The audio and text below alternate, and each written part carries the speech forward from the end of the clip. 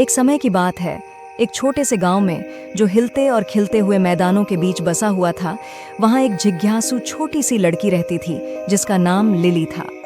Lily के दिल में आकाश की तरह बड़ा हृदय था और उसकी आत्मा हवा की तरह आजत थी। वह अपने दिनों को प्राकृतिक चमत्कारों की खोज में बिताती थी और उसका पसंदीदा साथी एक सुकुमार सफेद खरगोश नामक कॉटन था।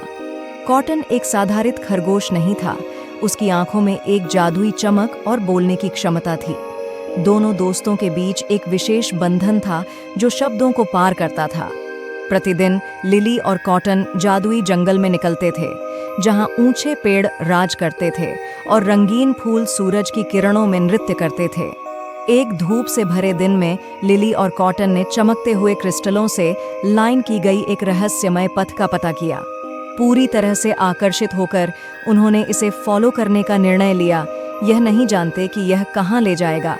पथ जंगल के दिल में और गहरे होता गया और वे एक जादुई दरवाजे के सामने खड़े हो गए। जिस पेड़ के सामने खड़े हो वह एक जादुई पेड़ है। लिली ने एक पल के लिए हिचकिचाहट की, लेकिन अपनी जिज्ञासु आत्मा के द्वारा प्रेरित होकर दरवाजे को खोला। उन्हें चौंकाने की बजाय वे एक जादुई दुनिया में कदम रख गए, जिसमें बातचीत करने वाले जानवर, चमकते हुए तालाब और दोस्ताना फेरीज से भरपूर था। यह उन गांव वालों के लिए एक अज्ञात स्थान था। जब वे वंडरलैंड की खोज करते रहे तो लिली और कॉटन ने एक बुद्धिमान बूढ़ा उल्लू के साथ मिले जिसका नाम ऑनलिवर था।